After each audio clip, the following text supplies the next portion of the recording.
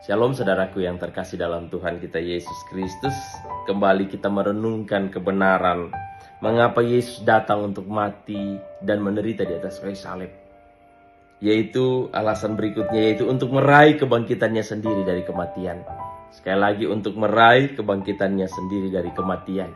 Nah, inilah keunikan dari kekristenan, di mana iman kita tidak bergantung pada diri kita, tapi iman kita bergantung kepada karya Allah di dalam Yesus Kristus, di mana Yesus datang untuk mati dan kematiannya itu sempurna.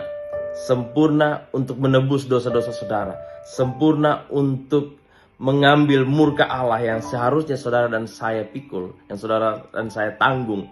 Tapi di dalam kematiannya yang sempurna, di dalam ketaatan dan kematiannya sempurna itu, Yesus sudah membayar semua hutang. Yesus sudah membayar semua murka Allah melalui kematiannya. Namun saudara yang kasih dalam Tuhan kita Yesus Kristus, Yesus bukan hanya mati, tapi kita belajar hari ini Yesus juga bangkit. Dia meraih, dia bangkit dari kematiannya. Nah, mengapa Yesus harus bangkit?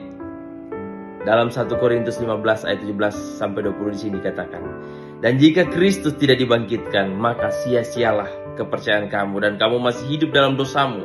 Demikianlah binasa juga orang-orang yang mati dalam Kristus.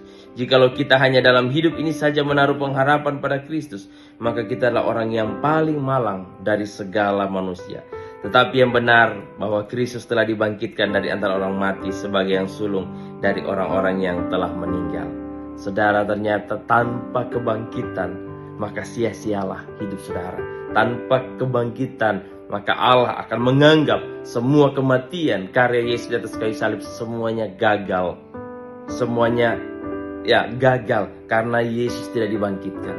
Tapi yang benar saudara, ternyata Yesus bangkit dari kematiannya. Yesus datang untuk mati, bukan hanya untuk mati, tapi dia meraih, dia bangkit dari kematiannya. Sehingga iman saudara dan saya itu tidak pernah sia-sia.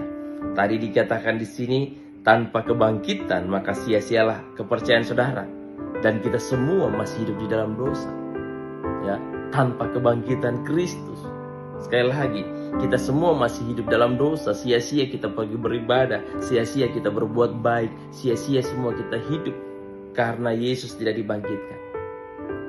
Tapi Yesus datang bukan hanya untuk mati, Yesus datang meraih kebangkitannya sendiri daripada kematian. Bahkan di dalam kebangkitan, di dalam 1 Korintus 15 ayat 6, Yesus mengalahkan satu musuh, yaitu musuhnya yang terakhir. Apa itu? Di sini dikatakan musuh yang terakhir dalam kebangkitannya, yaitu ia telah membinasakan maut. Maut telah dikalahkannya.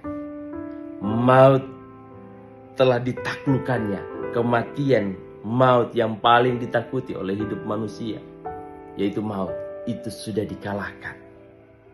Dengan kebangkitannya, satu saat nanti kita juga pasti akan bangkit. Ya, kita akan dibangkitkan karena Kristus telah bangkit.